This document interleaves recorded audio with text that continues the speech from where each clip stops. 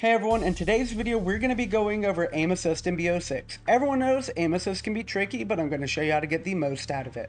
So we're going to be going over aim response curve types and slope scales and how that affects your aim assist, the ADS sensitivities for optimal aim assist in BO6, in-game settings, and then how to actually use the mechanics to get the best aim assist. Now, let's get straight into the video. Now we're looking at aim response curve type. So for this, we're going to be looking at three things. First up is the slowdown rate of each curve, the acceleration rate of each curve, and the total range of each curve. The slowdown is how much your aim slows down when moving over a stationary target. Aim acceleration is how much your aim will accelerate whenever you're moving your aim slower than a moving target and it goes through it. Finally, total range is the range between your slowdown rate and your acceleration rate. Now that we're onto that, let's go ahead and sort by total range. So if we're just looking at total range, the best ones are dynamic 1 at a range of 310, linear 0 at 305, linear 1 at 303, and standard 0.5 at 303. So these right away are the best. Now let's get into all the numbers. So for standard 1, it has a slowdown rate of 48% with a acceleration rate of 232% and a total range of 280. Standard 0.5 has a 46% slowdown with a 257% excel with a 303 total range. Standard 0 has a 42% slowdown, 232% acceleration with a 274 total range. Linear has a 48% slowdown, 255% acceleration with a 303 total range. Linear 0.5 has a 48% slowdown rate, 245% acceleration rate, and a 293 total range. Finally, on linear 0 has a 48% slowdown, 257 excel with a total range of 305. Dynamic 1 has a 48% slowdown, 262% acceleration with a 310 total range. Dynamic 0.5 has a 46% slowdown, 216% acceleration rate with a 262 total range. And finally, Dynamic 0 has a 43% slowdown, 230% excel with a 270 total range. So the worst ones that you definitely don't want to be playing on is Dynamic 0.5 and 0. Those were good last guide, not this guide. And lastly, on response curve type, something I've seen is that every curve on 0 is standard 1. So if you're going to run standard 1, you might as well switch to linear 0 because out of the 0 or the standard 1, it has the highest total range, giving you the most total aim assist for the same sensitivity. So go on, switch to that if you are on standard 1. Now let's get straight on to the ADS sensitivity portion of the video. Now we're on the ADS sensitivity portion of this video. So what all this means: tack sprint is sprint speed, slide is slide speed, dive is dive speed, shoot or parachute is parachute speed. So this is a measurement of distance over time. So the less time it took something, the faster it is. So the further left is faster, the further the right it is, the slower it is. So when we're looking at this, we want to pay attention to a few major things. So what you want to do is you want to be able to hit between these black bars on your sensitivity. All of this was tested with maxing out your right stick on all these different ADS sensitivities on 1010. So now that you know that, let's look at the data. So 0.5 is a really good starting sensitivity. It is probably just about the best place to be if you're using all of your stick, right? So as you see all this data, let's go over to the higher sensitivities. Another good range is, I would say is like between 0.75 and 0.8, all the way down to like, I wouldn't say 0.4, but like between 0.4 and 0.5. So like a 0.45 all the way up to a 0.75 on your ADS sensitivity. So now let's get over to the chart I made showing off the sensitivities. So let me try to blow this up real quick. I will pull up another chart after this showing you the new sense to old sense conversion. So if you're on a 10 sense, you want to be playing on a 0.4 if you use all of your stick. If you barely use your stick, like a quarter of the way, I would use a 0.75. Same for 6.6, all the way down to about a 12.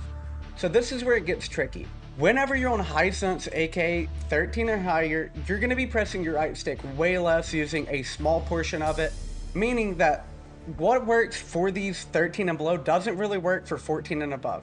So if you're running 14 or above and you use a quarter of the stick, you would think you would run a 0.54. Math says you should, but in reality, because you're pressing your stick even less than that, you want to add roughly 0.2 to all of these numbers for 14 to 16, and above that you want to add a 0.4 to it. So if you're fully maxing out your stick, add a 0.2 from 14 to 16 and a 0.4 from 17 to 20. Same thing for this column, being pressing your stick about halfway to 3/4 or a quarter to halfway, or this is using less than a quarter of your stick at all times while ADSing.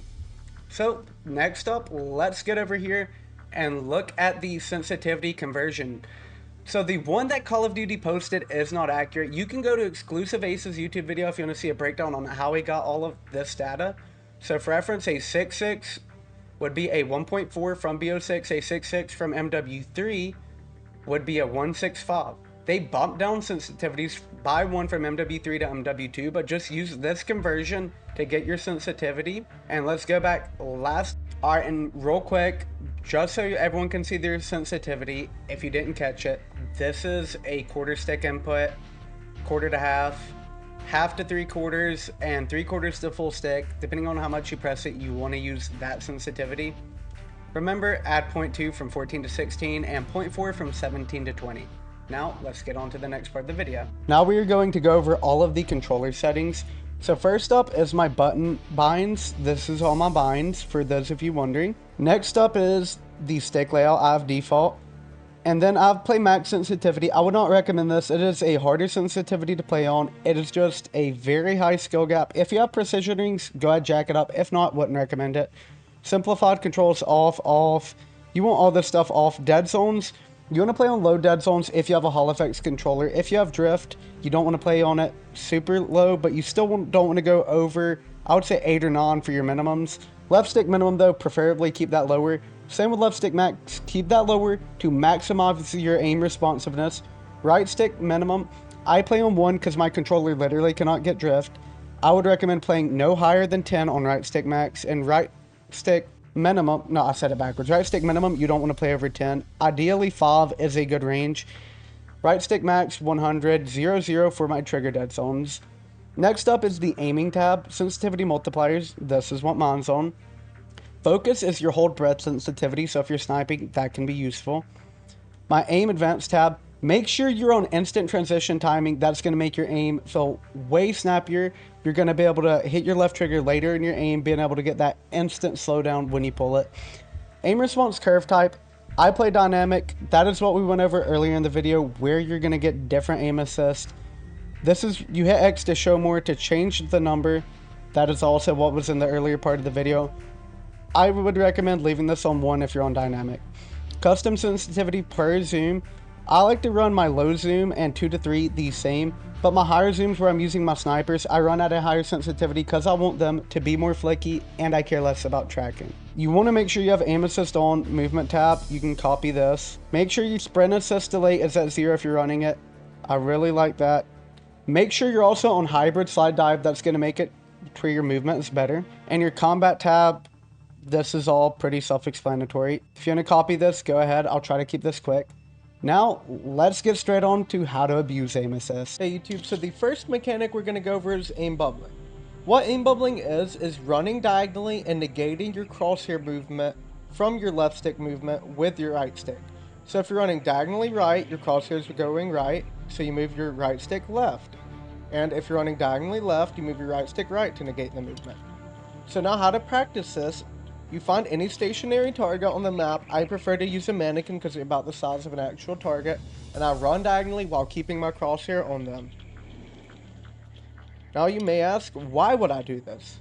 So when you use your left stick, left to right, diagonal left, diagonal right, what that does is it gives you rotational aim assist.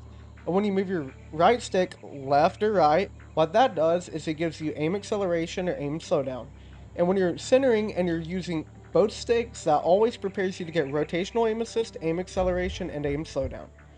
So now we're going to show you what this looks like at a corner. So at a corner, if the wall is on your left, you know someone's holding back, waiting on you, you want to run diagonally away from the corner with your left stick and move your right stick towards the corner. So now to show this off, and as you see, it gives me good aim assist on them. It keeps me on them for a while, right? And what you do now is if someone's being aggressive, they're going to be coming out, challenging you, right? All their aim is going to be going that way. They're going to be moving from left to right on your screen. So what you want to do is instead of running away from the wall with your left stick, you run towards it and use your right stick to prepare for them coming out. So say a teammate calls out mid running up, so I'm running normally, and they call out, I'll flip the way I'm going to prepare the aim assist to be best for them coming out. And if you do this, your aim will be much more consistent, helping you get stronger aim assist in all fights. So the next mechanic I'm going to be showing is the 0 point. So if I shoot my gun, as you see, I have recoil. It goes up and to the left. But the 0 point is the point in which you have 0 recoil or where your recoil management is. So that's me shooting, finding the 0 point. As you see the difference, I shot about twice as many here, but they're in a tighter group than there. So when you find your center point on your gun, you treat that as the new center of your right stick. Like where I hold my center point is right here on my right stick to shoot that gun. So everything I want to move left of there, I would be going there to be aiming to just to the left because I'm still controlling my vertical aim the same. To move right, I would have to go like that because my aim is still vertically would be the same, but it would only be moving right. And same with up and down. So when you find the center point for each gun, every gun's different. You treat that as the center of your aim and work your aim from there, helping you to have better recoil control and better accuracy at range. And the next mechanic I'm going to be showing y'all is left stick flicking. So normally when you flick with your right stick, you get aim slowdown because as you see when you move your aim past someone, you get slowdown. But if you move your left stick on top of that, I'm moving it and I get rotational aim assist because when you move your left stick, you get rotational aim assist. And when you combine the two of rotational and aim slowdown, it makes it way easier to stay on target, making your aim assist stronger. And another side benefit of using your left stick to flick, let me look at this guy. So if he flicks at me with just his right stick, he's just moving like that. But when he does it with both sticks, it moves them all the way on your screen, making them harder to aim at. And a way to make your aim even better with flick stick on left stick, using your left stick to flick faster, is whenever you're flicking left, you can move your left stick left. When you're moving your left stick left, it makes your aim go faster because you're moving it the same direction of your right stick.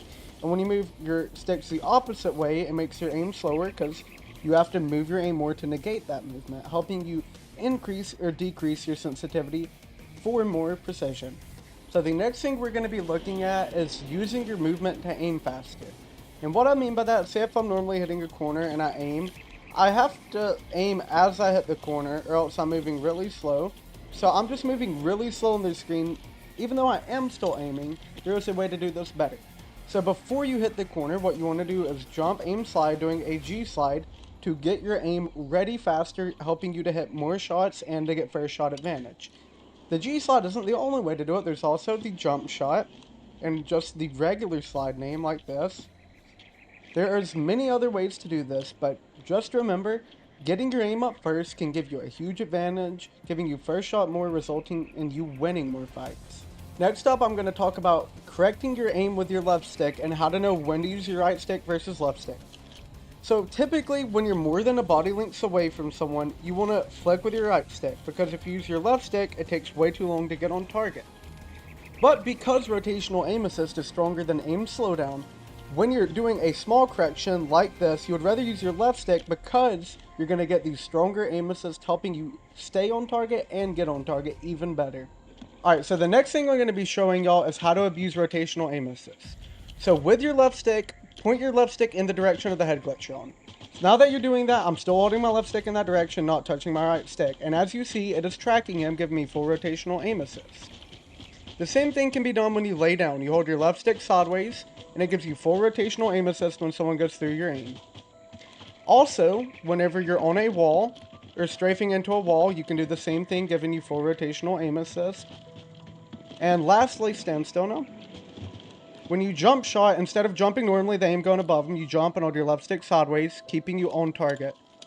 And finally, to end out this video, the same thing applies whenever you dive and slide or G-slide. So all you have to do when you slide, dive, or G-slide is hold your left stick sideways after initiating. Here's doing it without holding left stick sideways. You see I get no rotational. Now if I do the same thing all with my left stick sideways, it goes like that, gives you tons of aim assist. Now we'll do the dive without holding it sideways. No rotational. Now we'll do the dive with holding it sideways. Gives you full rotational. And finally, the G slide. Here's me doing it without my left stick sideways. No aim assist at all. Now here's doing it while holding my left stick sideways. And if all of this helped you, please let me know down in the comments. This video took a lot of time, and please like and subscribe.